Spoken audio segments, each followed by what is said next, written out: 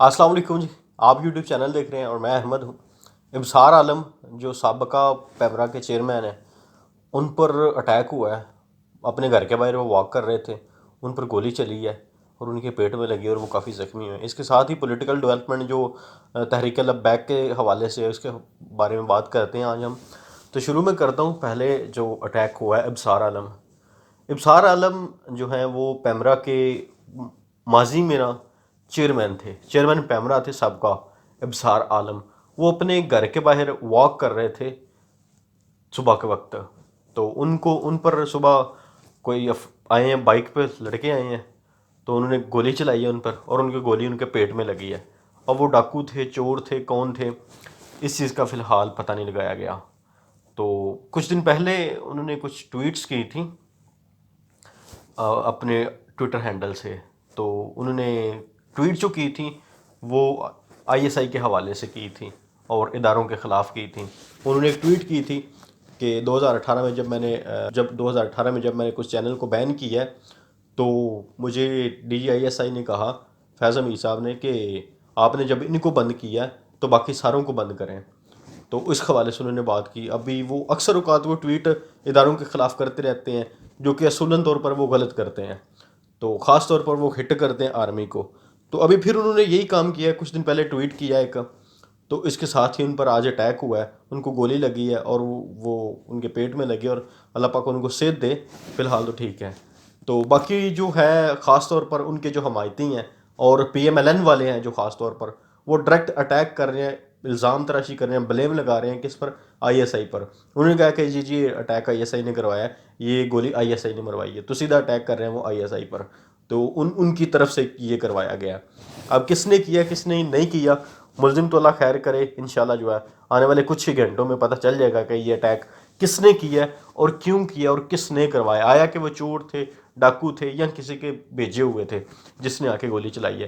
کیونکہ بات اب ادارے کے عزت پہ آ گئی, اور وہ ادارہ جو آپ کے ملک میں صرف ایک ہی کمپیٹنٹ ادارہ ہے جس کی وجہ سے آپ کا ملک اس وقت اپنے پیروں پہ قائم اور کھڑا ہے, اور وہ ایک ہی ادارہ ہے, وہ اور کون سا ہے, آرمی آپ کا آئی ایس آئی. اس پر بات ہوئی ہے.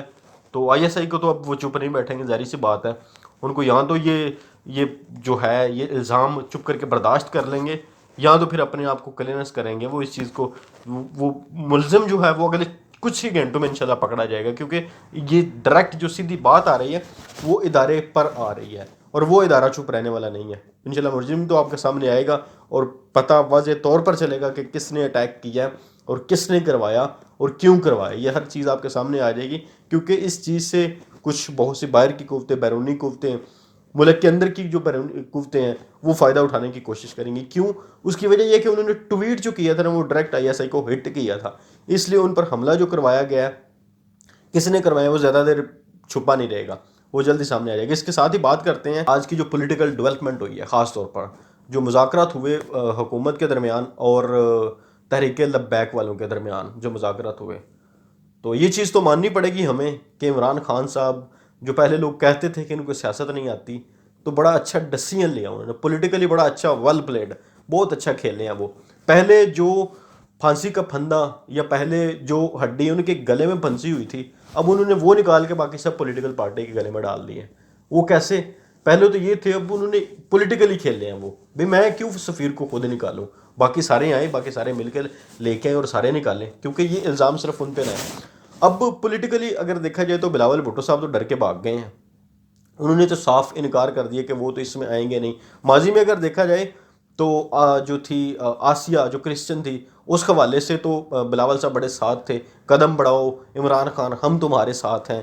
تو اس دفعہ بلاول بھٹو صاحب بھاگ گئے, انہوں نے تو صاف انکار کر دیا یہ آپ کا گند ہے, آپ ہی اٹھائیں اور جو ہے آپ خود اس کو فیس کریں. انہوں نے تو صاف انکار کر دیا ہے. اس کے ساتھ پی ایم ایل این والے انکار نہیں کر سکے. کیوں؟ اس کی وجہ یہ ہے کہ ماضی میں مذہب کے نام پر فائدہ انہوں نے بھی اٹھایا, اس لیے وہ تو بھاگ نہیں تھے سکتے.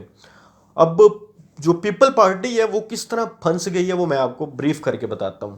پیپل پارٹی ایک سیکولر جماعت ہے, ٹھیک ہے. اگر وہ یہ چیز کرتے ہیں کہ فرانس کے سفیر کو نکالو تو پھر تو ان کا نظریہ ہی ختم ہو جائے گا, کیونکہ سیکولر ایک پارٹی ہے تو ان کا نظریہ ہی یہ چیز اس چیز کا ختم ہو جائے گا ان کا بالکل. اگر وہ کہتے ہیں کہ فرانس کے سفیر کو نہیں نکالو, پھر ظاہر سی بات ہے جو جتھے ہیں آپ کے مذاکرین ہیں انہوں نے تو ان کے گھر کو زندہ نہیں چھوڑنا پتھراؤ کر کے، ان کو گراؤ کر لیں گے، جیسے شیخ رشید صاحب کے گھر کا گراؤ کیا گیا تھا. تو دوبارہ یوں سمجھ لیں کہ اگر وہ انکار کرتے تو پاکستان میں پیپل پارٹی کا نام جو آلریڈی ختم ہو چکا ہے، جو تھوڑا سا باقی ہے، جو رہتا ہے، یہ پیپل پارٹی کے تابوت میں آخری کل ہوگا اگر وہ اس چیز سے انکاری ہوتے ہیں کہ فرانس کے سفیر کو نہیں نکالو. اور اگر وہ کہتے ہیں کہ نکالو تو پھر ان کی اپنی پارٹی کا جو ہے نا وہ نظریہ ختم ہو جاتا ہے. اس لیے انہوں نے تو کیا کیا، بزدلی کا مظاہرہ کیا، وہ تو ہو گیا سائڈ پر. انہوں نے تو بالکل صاف انکار کر دیا کہ وہ اس قسم کی کسی بھی قیادت میں شرکت نہیں کریں گے پارلیمنٹ میں. بات پہلے بھی یہی طے ہوئی تھی عمران خان صاحب نے، اگر آپ معاہدہ کو غور سے پڑھیں تو پہلے بھی معاہدے میں بھی یہی بات طے ہوئی تھی کہ فرانس کے سفیر کو اگر نکالا جائے گا تو یہ قرارداد پارلیمنٹ میں لائی جائے گی، پارلیمنٹ میں پیش کی جائے گی، اس پر سب کا متفقہ اجلاس ہوگا، متفقہ رائے ہوگی، جو سب کہیں گے وہ کیا جائے گا. تو ابھی بھی وہی ہوا. اب پی ایم ایل این کی بات کریں تو پی ایم ایل این والے جو ہیں وہ نہ بھاگ سکتے ہیں، نہ ہاں کر سکتے ہیں، نہ کر سکتے ہیں.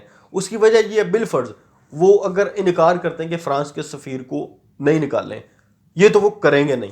اگر وہ کرتے ہیں تو ان کی پارٹی جو پی ایم ایل این کی ہے، جو صرف ایک پنجاب تک محدود ہو کے رہ چکی ہے، ٹھیک ہے، اس کے تابوت میں بھی آخری یہ کل کیا ہوگا اگر وہ انکار کر دیتے ہیں کہ ہم فرانس کے سفیر کو نہیں نکالتے. کیوں؟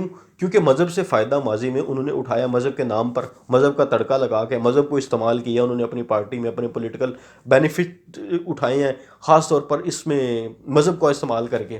تو اس چیز کا وہ انکار ہی نہیں کرتے. اب اگر وہ کہتے ہیں کہ فرانس کے سفیر کو نکالیں تو لندن میں میاں نواز شریف کے پاس جو ہے نا وہ ان کے لیے مصیبتیں بہت زیادہ، ان کے لیے مسائل بڑے کھڑے ہو جائیں گے. میڈیا ان کے گھر پہنچے گا، آپ کس طرح آزادی رائے پہ بات کر سکتے ہیں؟ فرانس اور برطانیہ کے تعلقات جو ہیں وہ پاکستان سے زیادہ تو نہیں ہیں، ٹھیک ہے.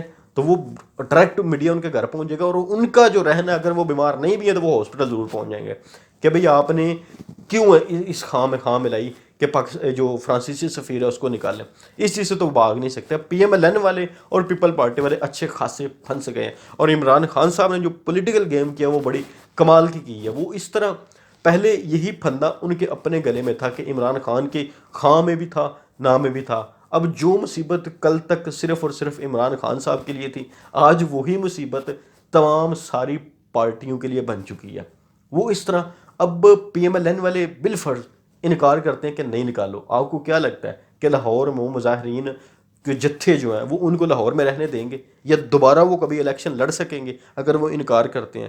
اور بالفرض اگر وہ کہتے ہیں کہ نکال دیں تو میاں صاحب کا لندن میں کیا بنے گا؟ میڈیا ان کے گھر پہنچے گا تو وہ اس کو کیا جواب دیں گے؟ اب مسئلہ میاں صاحب کے لیے زیادہ ہو چکا ہے کہ وہ اس چیز کو کیسے ڈیل کریں. وہ ہاں کرتے ہیں تب بھی پھنستے ہیں، اگر وہ انکار کرتے ہیں تو تب بھی پھنستے ہیں. اس کے ساتھ ہی اگر وہ نہیں انکار کرتے، اگر وہ کہتے ہیں کہ بھائی نکال دیں، تو پھر وہ تو میاں صاحب کے لیے بہت زیادہ مسائل ہوں گے. سیم یہی سچویشن پیپل پارٹی کے لیے پیدا ہو چکی ہے. اس کے ساتھ ہی قاضی فائز عیسیٰ صاحب کے حوالے سے جو ہے وہ بھی بہت بری طرح سے پھنس چکے ہیں. وہ اس طرح کہ ججز نے جو 3-4 سوال اٹھا دیے ہیں نا وہ ان کے لیے خطرناک ہے. اب وہ ان کا جواب دیں تب بھی پھنستے ہیں، اگر جواب نہیں دیتے تو تب بھی پھنستے ہیں. اگر جواب دیتے ہیں تو ان کا کیس جو ہے وہ بہت جلد ختم ہونے کے چانس ہیں. کیس کی جو پیش رفت ہے نا وہ بڑی جلدی ہوگی. اگر وہ اس چیز کے جواب نہیں دیتے تو وہ اس کے باوجود بھی پھنستے ہیں. یہ تو تھی آج کی پولیٹیکل ڈیولپمنٹ. ہوپفلی آپ کو آج کی ویڈیو انشاءاللہ پسند آئی ہوگی. ملتے ہیں آپ کے ساتھ ایک نئے ٹاپک کے ساتھ، ایک نئی ویڈیو کے ساتھ. تب تک اپنا ڈھیر سارا خیال رکھیے گا اور اپنے اس چینل کا بھی مجھے دیجیے گا اجازت. خدا حافظ.